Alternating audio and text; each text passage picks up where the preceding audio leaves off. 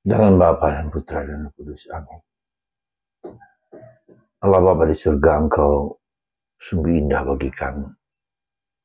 Memberikan kesempatan waktu untuk kami isi demi kebaikan dan kemurahan hati-Mu. Semoga rahmat-Mu selalu melimpah dalam diri kami dan kami terus berusaha dan berjuang untuk menjalankan kehendak-Mu yang terbaik demi Kristus Tuhan dan pengantara kami. Amin. Para saudara, hari ini Injil berbicara tentang Lazarus, seorang pengemis yang meminta-minta kepada orang kaya dan tidak mendapatkan apa-apa. Dan akhirnya si kaya itu dan si miskin Lazarus kemudian mati bertemu dengan Bapak Abraham. Dan si kaya itu mendapatkan hukuman yang tak dapat diubah. Dan si Lazarus mendapat rahmat. Apa kesalahan si kaya itu yang perlu kita renungkan dan kita pikirkan dengan baik? Jadi si kaya itu sebetulnya secara jujur dia tidak berdosa dalam tanda petik ya. Dia dosanya hanyalah dosa kelalaian.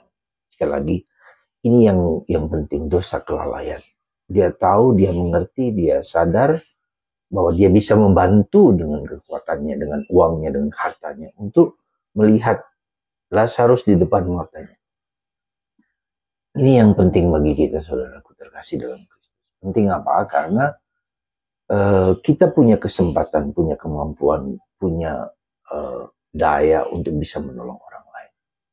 Tapi itu tidak kita lakukan. Inilah dosa yang kita sebut dosa kelalaian. Jadi setiap kali kita merayakan Ekaristi, disitulah kita diajak untuk melihat realitas itu. Ya, ketika kita tahu, sadar, dan mau menjalankan, melakukan perbuatan yang baik. Tapi kita tidak melakukannya. Sekali lagi dalam Ekaristi kita mengatakan dosa tidak melakukan sesuatu. Itu dosa, saudara. Jadi bacaan ini bicara tentang apa? Tentang waktu. Sekali lagi tentang waktu. Waktu berjalan begitu cepat. Begitu luar biasa. Sekarang saya sendiri pribadi merasakan, saya sudah 65 tahun. Begitu cepat. Seolah-olah baru kemarin kita melihat anak-anak kita, cucu kita. Oh, tapi apa yang kita lakukan dengan waktu itu? Time is money, orang bilang. Waktu adalah berharga. Jangan sia-siakan waktu itu. Ya, maka mari saudaraku terkasih, kita mohon rahmat supaya kita dapat dan mampu menggunakan waktu dengan sebaik mungkin. Dengan sebaik mungkin. Dan kita gunakan waktu itu untuk kebaikan orang lain. Waktu kita gunakan untuk kebaikan diri kita sendiri.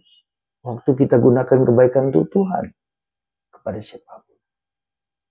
Saudara, mari kita gunakan waktu kita dengan sungguh-sungguh.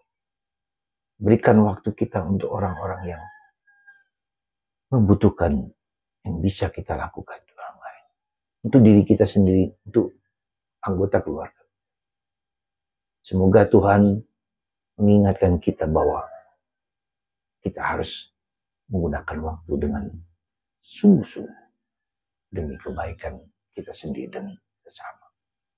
Berkat Tuhan atas Anda semua, dan jangan lalai, jangan lupa untuk tidak mengabaikan waktu kita demi kebaikan Tuhan. Berkat Tuhan atas Anda semua, dalam nama Bapa dan Putra dan Roh Kudus. Amin.